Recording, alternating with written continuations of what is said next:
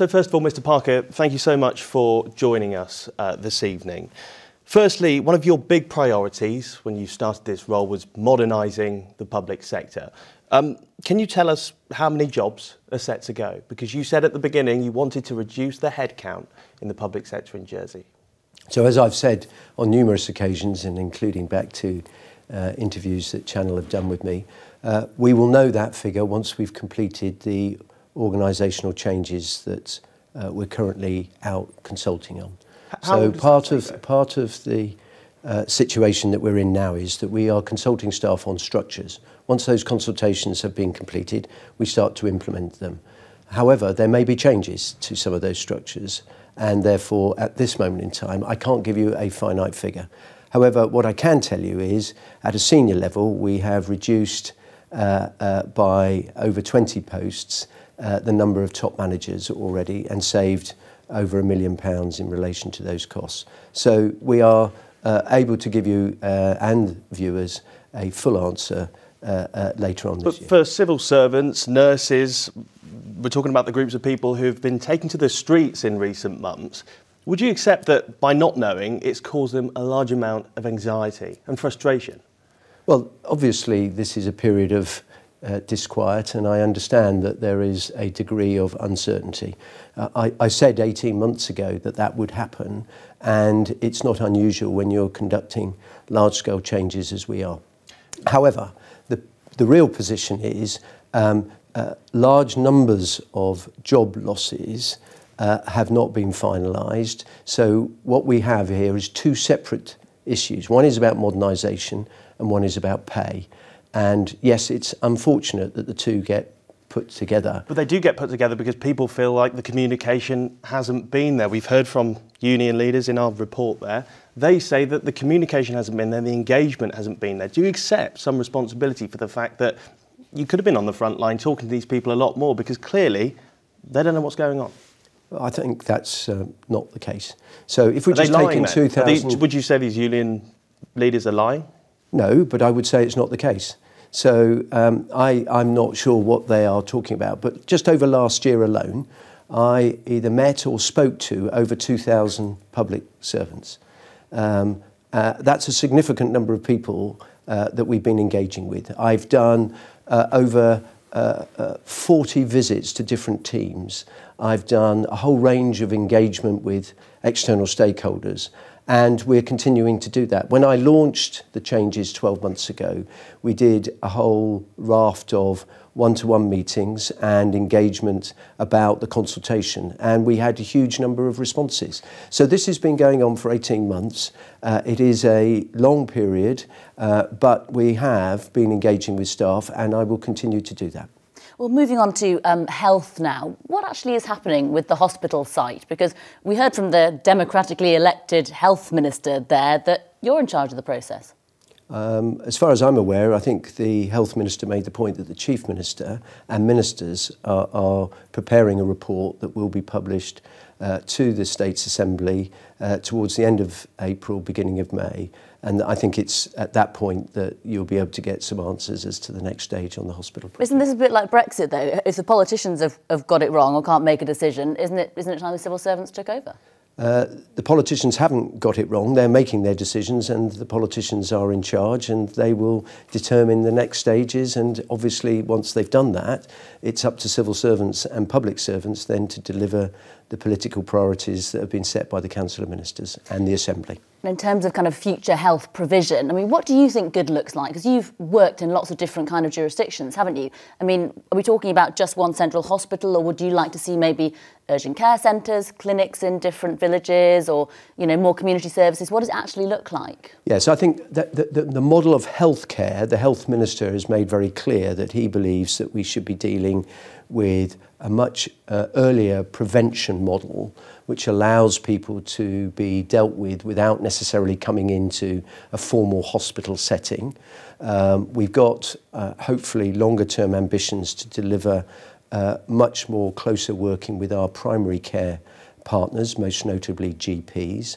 And how you deliver that should be in more local settings. And I agree with the Health Minister's ambitions around that, particularly, for example, on mental health, where it's not about an institutional remedy or a medical remedy all the time. Quite often, it's important that you tackle things much earlier before you get into a position where people's health deteriorates. So this is ministers setting the agenda, public servants following, but I do agree with the Minister's ambitions for much earlier intervention to avoid it always being in the hospital. On mental health, a scrutiny report recently identified a lack of political and executive leadership as well as a lack of investment. So what actual action can you take to try and remedy the problems in mental health particularly?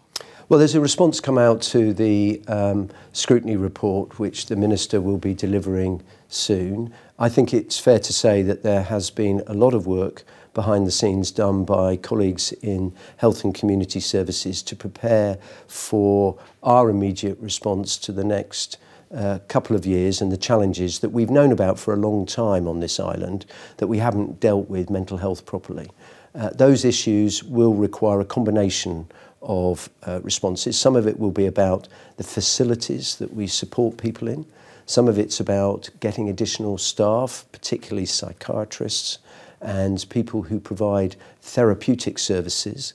And some of it will be about ensuring that we deliver a more appropriate response to mental health issues in the hospital. So I'm pretty confident that we're on a trajectory which will see some improvements, and there's a commitment from ministers to support that with investment as well. Mr Parker, I want to move on to housing because you say this is one of your priorities in your one-year report. Would you accept that there is a housing crisis in Jersey right now? Well, I think it's fair to say that politicians have identified this in the last election, and the Chief Minister has agreed to the setting up of the Housing Policy Development Board to look at the issues of housing, led by the Housing Minister. I recognise that we've got some challenges around affordability of housing. Some of that will manifest itself in how do you get people onto the ladder? What do you do to support key workers? How do you increase the availability of appropriate housing? And we've got to support the Minister's ambitions around that. The Policy Development Board will come forward with some ideas about that, but for me, there are probably three key areas. One is how do you improve housing supply, i.e. the numbers of built accommodation. We know that Andium are going to accelerate their next phase of development for social housing. What do you do about the quality of housing? Because that's really important, particularly in the private sector, and legislation has been put on the statute book about that. And finally, how do you deal with affordability? And I know that the Minister has some particular views, but we also need to look at the models in which we can help people afford good, appropriate housing. You have been here for a good length of time, though. I mean, we've got an island plan being developed at the moment. What's the answer? Do we build on Greenland? Do we make buildings taller here? You must have an opinion. So I think the Environment Minister has been very clear that he wants to expedite the island plan in order to be able to get some frameworks in which you can take forward development. Some of that may include height in key areas. Some of that will be about what type of issues do you need to deal with, particularly St Helier versus the parishes. And clearly we know that there have been debates about wanting to develop out in parishes appropriately. The island plan needs to also be a little bit more visionary, I suspect, is the ambition of the Environment and Planning Minister, to be able to deal with a whole range of eventualities. So what do you do about reuse? So buildings that were perhaps used for commercial developments in the past, how do you make them more effective residential units? What do you do about what is called brownfield or industrial land? And do you need to look at that before you enter the greenfield space? So I think there are a number of things that will become clearer as the island plan is developed. I just finally want to ask you, with regard to housing, we were broadcasting live the other night, we were talking about social housing, we were talking about the Hugh Court development. We had a former resident who lived in Jersey before who came up, interrupted our live broadcast and said that she can no longer afford to live in Jersey because of the cost of social housing here. What is more important to you, freeing up space for key workers, potentially people coming from outside of the island, or actually making sure that places like Hugh Court are still available for people who have lived in Jersey their whole life, who feel, some of them, that they're being kicked out. It's not an either-or option. So if you're bringing in a doctor or a teacher or a specialist social worker, you've got to provide the right housing for them to deliver services for islanders. But of course, you've got to ensure that islanders get affordable housing. And I said that just a moment ago. For me, the price point of how you achieve that affordability issue has to be part of the hospital. Say it's not an either or though, but actually the residents who were living in Hugh Court thought that they were going to be moving into that refurbished development. They feel like they're being replaced by key workers. I personally don't think that that is the position. We are building through Andium a range of new social housing offers which will be able to deal with some of the backlog of inappropriate housing that local residents are facing, and that programme of improvement is being rapidly stepped up over the next 2 or 3 years. However, we also have doctors, nurses, social workers living in inappropriate housing as well. Sometimes people with families as well as people who are single. And it's incumbent upon us to be able to deliver both. It's not a binary choice between one or other. Where we need to support islanders by having good doctors, you'd expect your doctors to be able to get the right accommodation. Similarly, nurses, similarly, teachers. Where we have people who are resident here on the island, it's not appropriate for them to be living in substandard accommodation either. And ministers are very clear about that. So I think you'll see over the next term of this government that ministers will be driving forward the development of appropriate housing for islanders.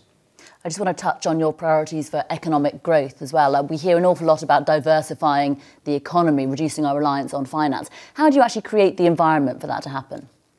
Well, I think the Deputy Chief Minister and Minister for Economic Development is at the forefront of leading the development of the economic framework for the island over the next 20 years. And within that, there are a number of key sectors that we're looking at. Obviously, the financial services sector is a key bedrock for the island. Tourism is important. New technologies that will drive business growth from SMEs are also necessary. Marine technology, how do we support some of the bedrock of the island around agriculture? And I think you've heard this week some thoughts that the Minister has about diversification of that. But the key bit for us is you have to provide the right ingredients. So have we got the right workforce? What are the skills necessary for tomorrow's new industries? Are we supporting with the right offer the accommodation that businesses need to develop appropriately here? And I think we've been seeing that over the last few years with some of the developments at the Esplanade. What do we do about public realm and ensuring that St Helier, which is the main area where you get a lot of activity, is fit for purpose, is providing the right access? Can people go and get lunch and sit and have reflective moments in good spaces? All of these are part of where the government can assist investment by the private sector to support growth. But if we don't get those early things right, our education offer, our skills offer, our training offer, then we won't be long-term investing in the right ingredients, which is about getting Jersey people, Jersey jobs. But businesses do need skills now, and we know the previous population policy was shelved. What's going to happen with that? Well, there's a ministerial group that's looking at that. That's going to, as I understand it, be issuing a consultation document imminently. That process, I think the Chief Minister's made clear, for looking at the whole long-term migration policy will take probably another 12 months. So I think there's a lot of work going on, led by politicians, to support a appropriate migration policy for the future. Can I just ask, have you been frustrated at all by the length of time it takes some of these political processes to happen here in the island? Well, it's important that the changes that we're involved in are supported appropriately and subject to the right scrutiny. Everywhere you go, it will be different. Jersey has its particular way of doing It's government business, and you've got to take account of that. And when I arrived, I was made very clear that this will take time and we have to do things. There's been a general election, there's been a change of government, there are new ministers, there's people who weren't involved at the beginning of the changes, and you have to accommodate all of that. So it is what it is. And as long as I retain the support, which I know I do, of the Chief Minister and key ministers around the development of the reform programme that we're delivering, or the modernisation agenda as I call it, then I think that will be fine. And I'm very relaxed and comfortable with the fact that we get scrutiny, challenge, in order to get it right. And speaking of which, we do have some questions from some of our viewers. Andrew Scott says, have you any plans to train local people to take over from the civil servants you've brought over from England at huge cost to the taxpayer? And if not, why not? So, yeah, I mean, first off, some of the changes that we've had to deal with are a result of not dealing with problems going back often 20, in some cases 30 years. If there wasn't a problem, I wouldn't have been asked to come in and modernise the States. I understand 4 or 5 years ago, people were shouting from the rooftops saying we need to modernise our public services. So we brought some specialist people in for a period of time to help kickstart and deliver some very complex issues that no one has tackled. Longer term, though, I've made it clear we have to develop a workforce programme that supports the talented people we've got within the public services. So what's happening then specifically for succession planning for some of those consultants? We've started the process already, and that goes back to my earlier point. Some of this will be around the training and support that we have to provide to give the skills to people for some very specific jobs. Secondly, we've got to identify the talent, which we're doing, about how do we invest in those people to give them career progression. Thirdly, we need to develop succession planning. We have something in the region of 2,000 people who are between the age of 59 and 65 who will leave through natural causes, retirement, the public services over the next 5 or 6 years. Unfortunately, there's been virtually no succession planning for the last decade about how we deal with that problem. We're not going to be able to resolve it in the next 12 months. This is going to take 3, 4, 5 years, but we should have been doing it some years ago. And there's a commitment from ministers and the State's Employment Board to do that. And I'm confident that we will, over the next 5 years, be developing the Jersey offer, whereby people from Ireland will be taking up senior posts in the public services. And they should be, because we've got some really talented people. I want to ask you, or at least tell you a comment which we've received. We received a lot of comments, people getting in touch to ask you things. Christine Garnier says, ask him what a comfortable wage would be for a young couple in Jersey who want a home and maybe a child. Ask him how single parents survive. Outsiders on inflated salaries push our cost of living up. Do you understand the frustration people have? Particularly in this sort of situation. We're talking about single parents in Jersey who are really struggling to get by. We do these stories on a regular basis, and we hear people emotionally tell us how they're struggling in Jersey. And as I've told you already, we know people are leaving the island because of that. So I think that's been understood by ministers. And if you look at the Common Strategic Plan, one of the priorities is how do we deal with some of the inequalities between the cost of living and salaries, job opportunities that exist on the island. So ministers are alive to that, and the government plan that's been prepared will be about how do we support those people, both in terms of jobs, housing, and other cost of living issues, which are important considerations, so that we can ensure that people live here without feeling some of those pressures. I don't think that's a quick fix. This is a problem that's been developing for some years. Housing costs are not something that's to do with Charlie Parker. They go back a decade, 15 years. So this is a long-term issue that needs to be addressed, and there won't be short-term fixes. So minimum wage is one way of dealing with it. How do you support and develop each sector to ensure that you get the right training, so that, for example, not everyone's ambitions are the same. You don't have to go into the financial services sector. So how do you grow the economy? What about jobs, good value jobs that people locally can apply for? Have they got the right skills? What skills and training and support does the government provide for local residents? So this is a range of interventions and issues that the government needs to do.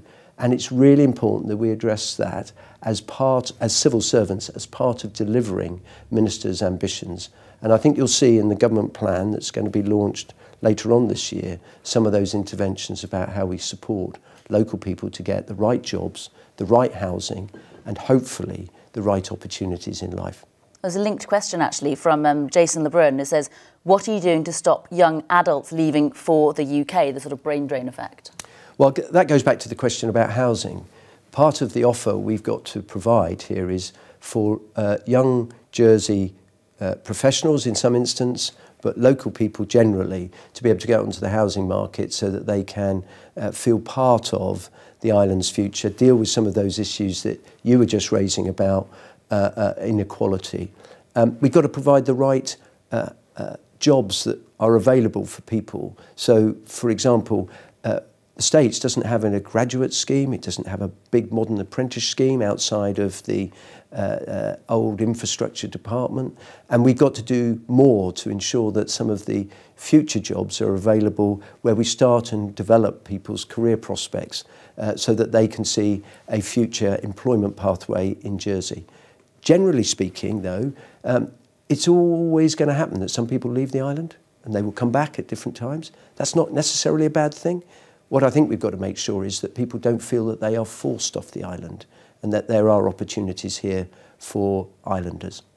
I just want to conclude by asking you a question, really. You have obviously become a target, whether you're expecting it or not, for a lot of people angry in Jersey, whether that's to do with the economy, whether that's to do with the way things have been run for the last 20 years, but particularly, I think, some of the changes which you have said you were trying to bring into force over the next 5 years.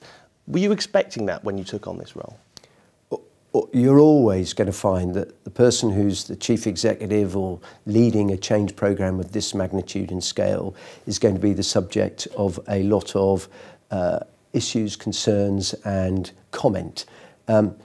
You have to have broad shoulders and deal with that. Some of it will be different in different places, but it's not unusual, and this is not something that I haven't had to deal with. But what's it been like? Can you walk on the street without people heckling you? I've never been heckled on the street. I come to work on the bus. Lots of people comment to me. Some people will have a discussion. Some people will nod at me. Some people will, leave me alone. I have no problems about working in Jersey. I don't get any issues that I necessarily feel are different from other places. Yeah, it's challenging, and I'm sure not everybody is equipped to deal with it, but it goes with the territory. It is what you get paid for, and the key thing is that we keep going, we deliver the changes on behalf of the government, on behalf of islanders, and longer term, that's when I need to be judged. I think the problem is people perceive you as this sort of Svengali figure pulling the strings behind the scenes, the puppet master for the politicians. I mean, what's the actual truth? Are you sort of in charge? Are you telling the politicians what to do? Because that's the perception. Well, I can't deal with perception, I can deal with facts. The politicians and the government and the Assembly lead this island. I'm in charge of the public services, and it's my responsibility to deliver the politicians' agenda, and that's what I will do.